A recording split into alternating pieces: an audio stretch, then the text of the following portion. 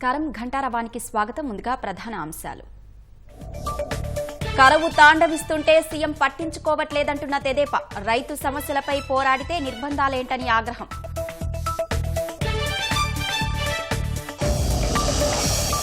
ఉత్తుత్తి బటన్లతో జగన్ రైతుల్ని మోసగిస్తున్నారన్న పురంధేశ్వరి. సమస్యల నుంచి దృష్టి మరల్చేందుకే వ్యక్తిగత విమర్శలని ధ్వజం. రాష్ట్రంలో ఏటికేడు క్షీణిస్తున్న వరి సాగు విస్తీర్ణం. ఈ ఖరీఫ్లోనూ భారీగా తగ్గనున్న దిగుబడులు.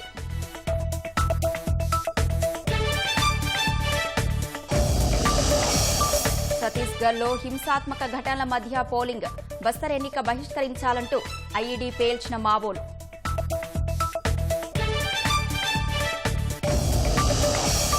ప్రధాని మోదీకి ఇరాన్ అధ్యక్షుడు ఇబ్రహీం రైసీ ఫోన్. గాజాలో మారణ హోమం అంతానికి కృషి చేయాలని అభ్యర్థన.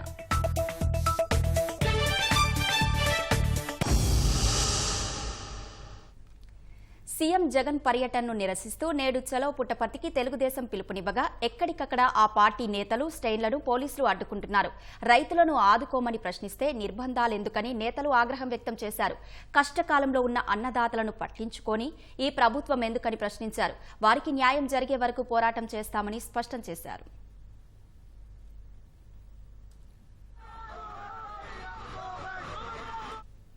ఉమ్మడి అనంతపురం జిల్లా వ్యాప్తంగా తెలుగుదేశం నేతలను పోలీసులు గృహ నిర్బంధం చేశారు.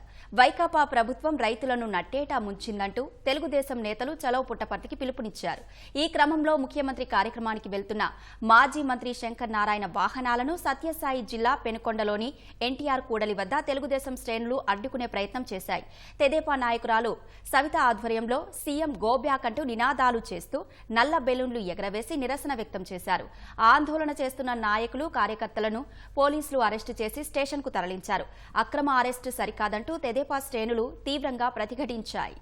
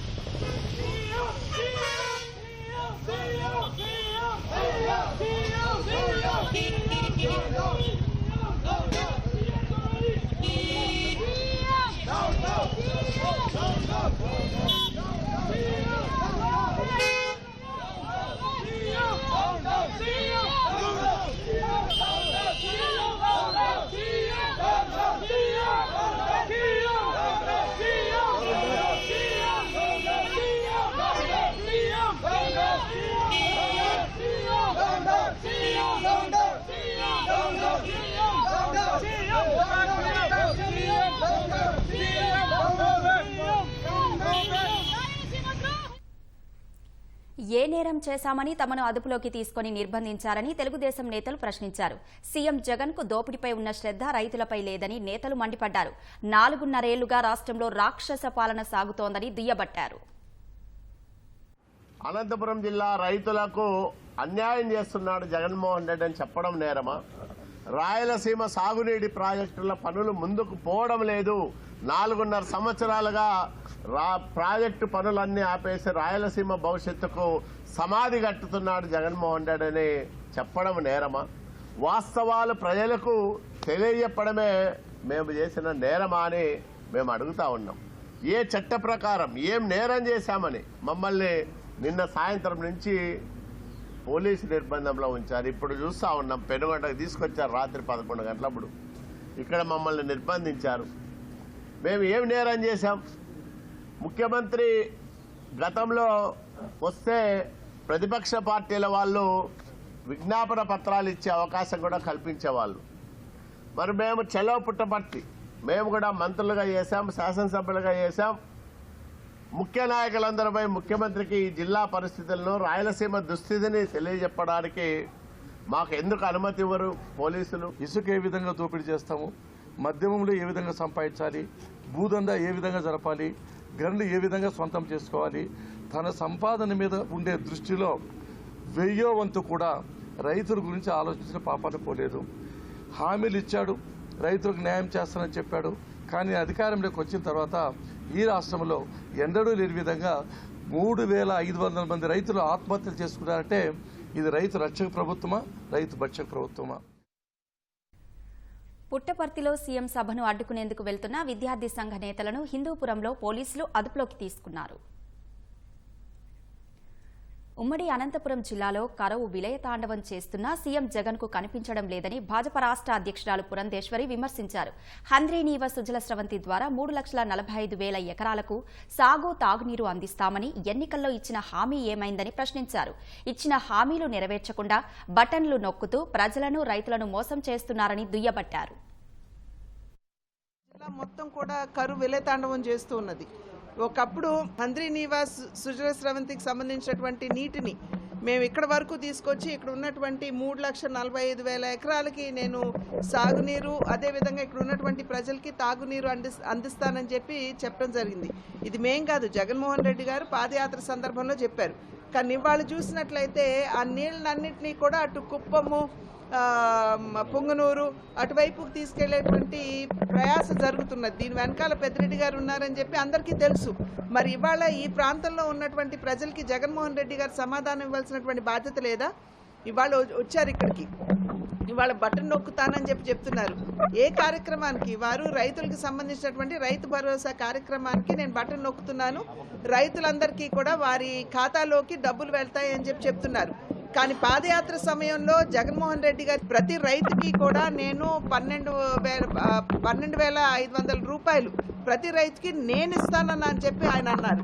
కానీ ఇవాళ ప్రధాన మంత్రి కిసాన్ సమ్మాన్ నిధి కింద వచ్చేటువంటి 6,000 రూపాయలు ఏవైతే ఉన్నాయో వాటిని కలుపుకుని ఈయన కేవలం 6,000 రూపాయలు మాత్రమే ఇస్తూ మరి ఆయన చేసినటువంటి వాగ్దానం మొత్తం అంతా నేనే ఇస్తానన్నటువంటి వ్యక్తి ఇవాళ ఆ వాగ్దానాన్ని ఎందుకు నెరవేర్చలేదని చెప్పి ఇక్కడ ఉన్నటువంటి రైతులు అడుగుతున్నారు.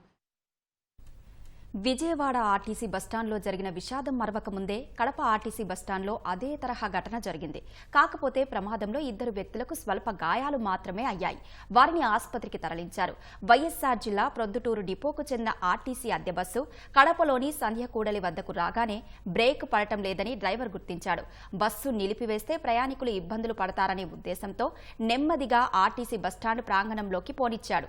నేరుగా గ్యారేజ్లోకి తీసుకెళ్లకుండా పక్కన పార్కింగ్ చేద్దామని డ్రైవర్ భావించినప్పటికీ బ్రేక్ పనిచేయలేదు. ఎదురుగా 2 వ్యక్తులు ద్విచక్ర వాహనాలపై నిలబడి మాట్లాడుతుండగా వారిని ఢీకొన్నాడు. వారిద్దరూ కింద పడడంతో స్వల్ప గాయాలయ్యాయి. విషయం తెలుసుకున్న డిపో అధికారులు వచ్చి బస్సును పరిశీలించారు. పోలీసులు వచ్చి ప్రమాదంపై ఆరా తీశారు.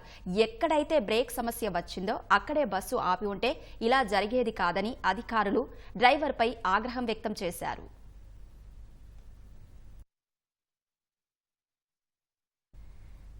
భూములు ఆక్రమించడానికి యత్నిస్తున్నారని బాపట్ల జిల్లా చినగంజం మండలం పెదగంజాంకు చెందిన మత్స్యకార రైతులు ఎస్పీ ఒకల్ జిందాల్కు స్పందనలో ఫిర్యాదు చేశారు. 25 ఏళ్లుగా సాగు చేసుకుంటున్న తమ భూములపై ఒంగోలుకు చెందిన కొందరు వ్యక్తులు బెదిరింపులకు పాల్పడుతున్నారని బాధితులు తెలిపారు.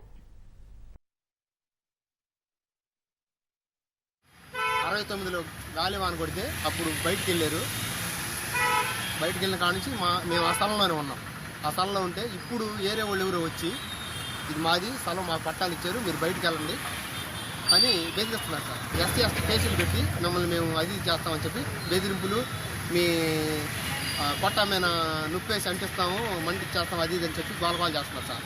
రాత్రులు వచ్చి మొత్తం మాది 15 ఎకరాలు వచ్చింది సార్. అది మొత్తం మా 5 రైతులు. దాంట్లో చెరువులు సార్, రొయ్యి చెరువు. ఒంగోలు అంట సార్. అతను కూడా మేము ఎప్పుడు చూడలేదు. అతని పేరు సుధీర్ కుమార్ ఏదని. కృష్ణా జిల్లా తోట్లవల్లూరు మండలంలోని పాములలంకలో విషాదం చోటు చేసుకుంది. పసుపు తోటలో పనిచేస్తున్న 2 రైతులు విద్యుదాఘాతంతో మృతి చెందారు. తోటలోకి పశువులు రాకుండా రక్షణగా వేసిన ఇనుప కంచెకు విద్యుత్ సరఫరా కావడంతో రైతులు విజయాంబ, చిరంజీవి మృతి చెంది ఉంటారని గ్రామస్తులు అనుమానిస్తున్నారు.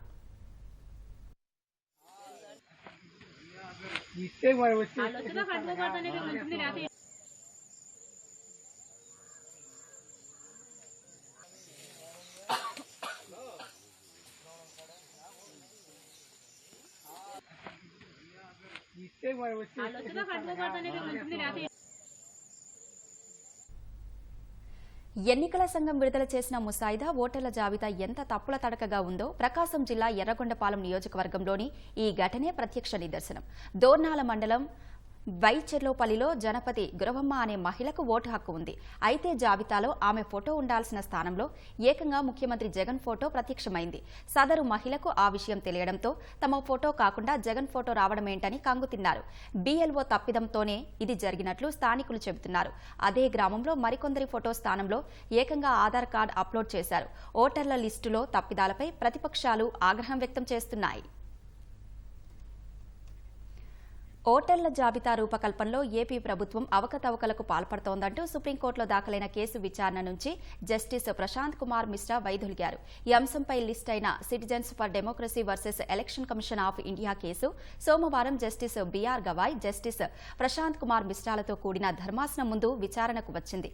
అయితే విచారణ నుంచి జస్టిస్ మిశ్రా వైదొలగడంతో ప్రధాన న్యాయమూర్తి ఆదేశాల మేరకు ఈ కేసును మరో ధర్మాసనం ముందు లిస్టు చేయాలని న్యాయమూర్తి జస్టిస్ బిఆర్ గవాయ్ ఉత్తర్వులు జారీ చేశారు. సుప్రీంకోర్టు న్యాయమూర్తిగా బాధ్యతలు చేపట్టడానికి ముందు justice Prashant Kumar Mishra AP high court ప్రధాన న్యాయమూర్తిగా పనిచేశారు. ఓటర్ల నమోదులో ఆంధ్రప్రదేశ్ ప్రభుత్వం యథేచ్ఛగా జోక్యం చేసుకుంటోందంటూ సిటిజన్స్ ఫర్ డెమోక్రసీ ఈ పిటిషన్ వేసింది. ఓటర్ల నమోదులో గ్రామ వార్డు వాలంటీర్లు, కార్యదర్శులను భాగస్వాములను చేస్తున్నట్లు పిటిషన్లో పేర్కొంది.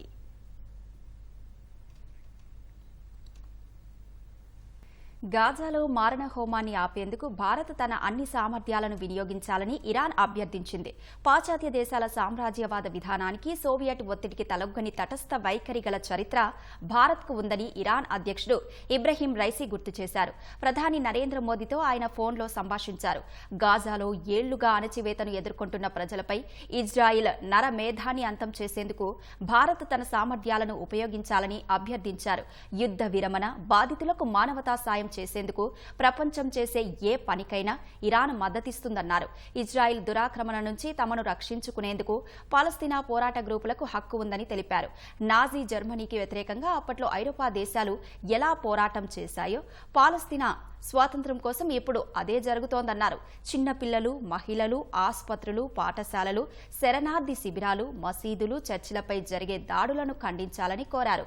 భారత్ ఇరాన్ దౌత్య సంబంధాలకు ప్రతీకగా నిలిచిన చాబహార్ పోర్టును ప్రస్తావించిన రైసీ ఇరు దేశాల సహకారం మరింత బలోపేతం కావాలని ఆకాంక్షించారు. అన్నపూర్ణగా పేరొందిన ఆంధ్రప్రదేశ్లో రాబోయే రోజుల్లో తిండి గింజలకు కటకటే అన్న పరిస్థితులు నెలకొన్నాయి. ఇప్పటికే బియ్యం ధర కిలో 60 రూపాయలు దాటింది. ఏటికేడు వరి సాగు తగ్గి ధాన్యం ఉత్పత్తి పడిపోతుంటే ప్రజలకు ఆహారం ఎలా అందుతుందన్న ప్రశ్న తలెత్తుతోంది. ఈ ఏడాది ఖరీఫ్లో నీరు లేక సాగు భారీగా తగ్గింది.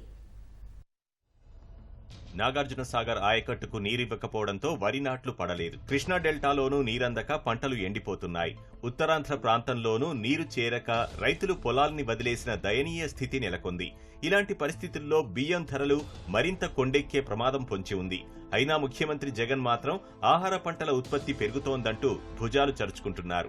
వైకాపా అధికారంలోకి వచ్చిన నాటి నుంచి ఏటా అతివృష్టి, అనావృష్టితో రైతులు నష్టపోతున్నా భరోసా కల్పించే చర్యలే కొరవడ్డాయి. ఈ ఏడాది సాధారణ విస్తీర్ణంతో పోలిస్తే 6 లక్షల ఎకరాల్లో సాగు తగ్గింది. ఎకరాకు 21.5 క్వింటాళ్ల దిగుబడి ప్రకారం చూస్తే సుమారు 12,90,000 టన్నుల దిగుబడి తగ్గనుంది. క్వింటాల్కు 2,200 రూపాయల మద్దతు ధర ప్రకారం చూస్తే సుమారు 2,800 కోట్ల విలువైన పంట ఉత్పత్తి తగ్గిపోనుంది. ఎండుతున్న పంటలతో తగ్గే దిగుబడులు లెక్కలోకి తీసుకుంటే ఇది మరింత పెరగనుంది.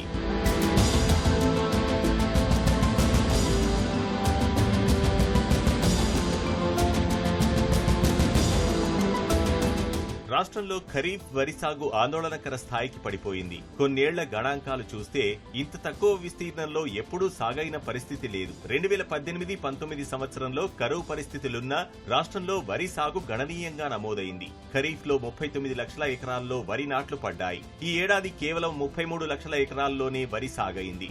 సాధారణ విస్తీర్ణంతో పోలిస్తే సుమారు 6 లక్షల ఎకరాలు తక్కువగా నాట్లు పడ్డాయి. నాగార్జున సాగర్ ఆయకట్టు పరిధిలోనే సుమారు 2 లక్షల ఎకరాల్లో సాగు తగ్గింది. ముఖ్యంగా సాధారణ విస్తీర్ణం కంటే పల్నాడు జిల్లా 78%, ప్రకాశం జిల్లాలో 50% సాగు తగ్గిపోవడం ఆందోళనకర పరిస్థితులకు అద్దం పడుతోంది. నంద్యాల జిల్లాలో 33, వైఎస్ఆర్ జిల్లాలో 32, బాపట్ల జిల్లాలో 22% విస్తీర్ణం మేర నాట్లు వేయలేదు. కృష్ణా డెల్టా చివరి భూముల్లోని ఉమ్మడి ప్రకాశం జిల్లా పరిధిలో అధిక శాతం విస్తీర్ణంలో నాట్లు వేయలేదు. నారుమళ్లను పశువుల మేతకు వదిలేశారు.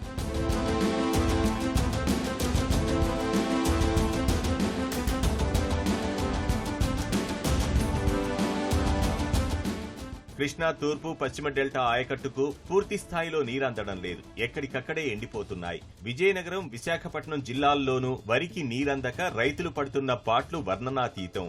కొన్ని చోట్ల ఎండిన పొలాలకు నిప్పు పెడుతున్నారు. సిక్కోలు జిల్లాలో వంశధార, నాగావళి, మహేంద్రతనయ వంటి నదులున్న సాగునీటి వ్యవస్థలు సరిగా లేక ఆయకట్టుకు నీరందని పరిస్థితి నెలకొంది. సంతబొమ్మాళి, నందిగాం, పలాస, వజ్రపు కొత్తూరు తదితర మండలాల్లో వేలాది ఎకరాల చివరి భూములకు సాగునీరు అందడం లేదు. వంశధార ఎడమ కాలువ పరిధిలోని నరసన్నపేట, పోలాకి మండలాల రైతులు నీటి కోసం కార్యాలయాలను ముట్టడిస్తున్నారు. వంశధార ప్రాజెక్టు పరిధిలో 2,10,510 ఎకరాల్లో పంటలు వేయగా సగం కూడా దక్కే పరిస్థితి కనిపించడం లేదు.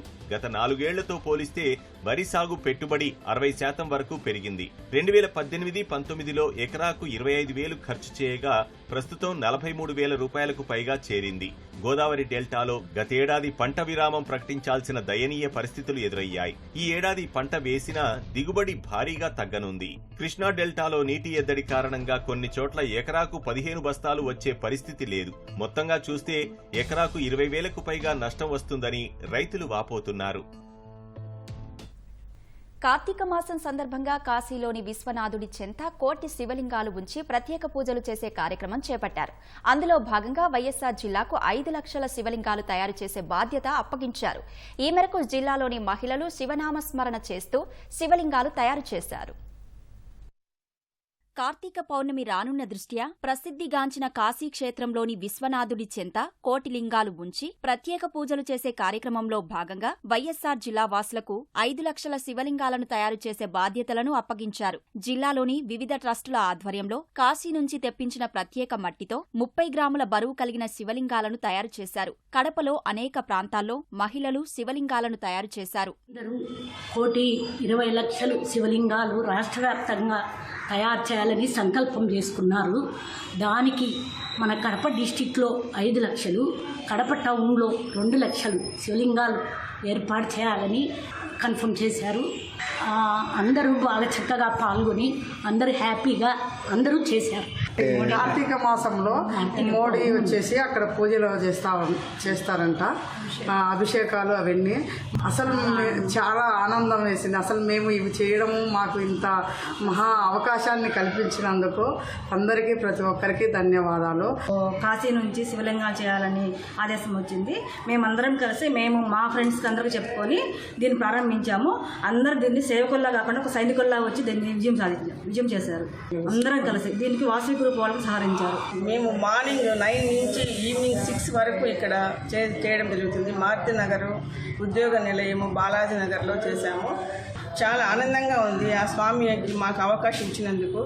మా అపార్ట్మెంట్ ఉద్యోగ నిలయం అపార్ట్మెంట్ ద్వారా మేము 50,000 శివలింగాలన్నీ ఏర్పాటు చేసేసినాము. దానివల్ల మాకు చెప్పలేనటువంటి ఆనందం. మాకు శివలింగాలను ప్రత్యేకంగా ప్యాక్ చేసి కాశీకి తరలించనున్నారు. విశ్వనాథుడి సన్నిధిలో ప్రత్యేక పూజలు చేసి తిరిగి శివలింగాలను పంపిస్తారు. శివలింగాల తయారీ బాధ్యత తమకు అప్పగించడం అదృష్టంగా భావిస్తున్నామని మహిళలు చెప్పారు. రాష్ట్రాన్ని కేసీఆర్కు అమ్మేద్దామని జగన్ చూస్తున్నారని మాజీ మంత్రి తెదేపా నేత కన్నా లక్ష్మీనారాయణ ఆరోపించారు. ఎన్జీ రంగ 123వ జయంతి సందర్భంగా గుంటూరు బృందావన్ గార్డెన్స్లోని విగ్రహం వద్ద నివాళులర్పించారు. వచ్చే ఎన్నికల్లో వైకాపాను ఓడించి రాష్ట్రాన్ని కాపాడుకోవాలని ప్రజలకు సూచించారు.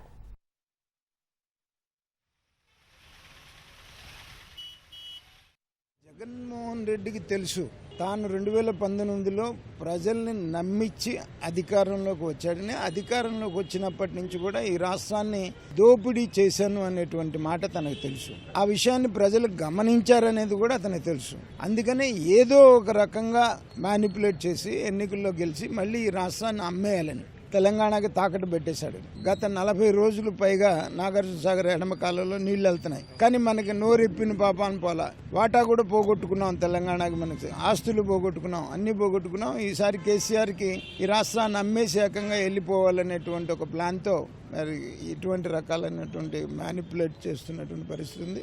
ప్రజలు గమనించి మన రాష్ట్రాన్ని కాపాడుకుందామని చెప్తా ఉన్నారు. ప్రజలు గమనించి ఈ రాష్ట్రాన్ని కాపాడుకుందామన్నా అంటే ఓటు కాపాడుకొని రాష్ట్రాన్ని కాపాడుకుందామని. కర్ణాటకలో మరణించిన భార్య జ్ఞాపకంగా ఓ వ్యక్తి వినూత్న ప్రయత్నం చేశారు. ఆమె గుర్తుగా ఏకంగా 5 ఎకరాల్లో చిన్న తరహా అడవిని సృష్టించారు. శోభవనం పేరిట ఏర్పాటు చేసిన ఆ వనంలో అనేక ఔషధ గుణాలు ఉన్న చెట్లను పెంచుతున్నారు.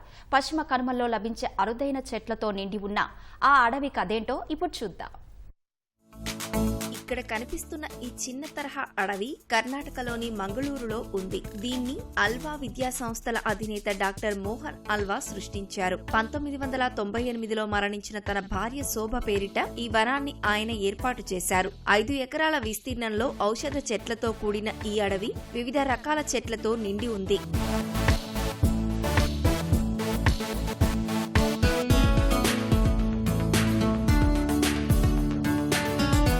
వనంలో అనేక ఔషధ గుణాలు ఉన్న చెట్లను మోహన్ అల్వా పెంచుతున్నారు. ముఖ్యంగా కాలిన గాయాలకు ఉపయోగించే పుత్రంజివ, తలనొప్పికి ఎర్రచందనం, అనీమియాకు అగ్నిమత, లెప్రసీకి నాగకేసర, పన్నునొప్పిని తగ్గించే స్పానిష్ షెర్రీ మొక్కలు ఉన్నాయి. వీటితో పాటు పక్షవాత నివారణకు ఉపయోగించే టర్మినలియా చెబుల, ఆస్తమాకు టర్మినలియా బెల్లిరికా, కదంబ చెట్లను పెంచుతున్నారు.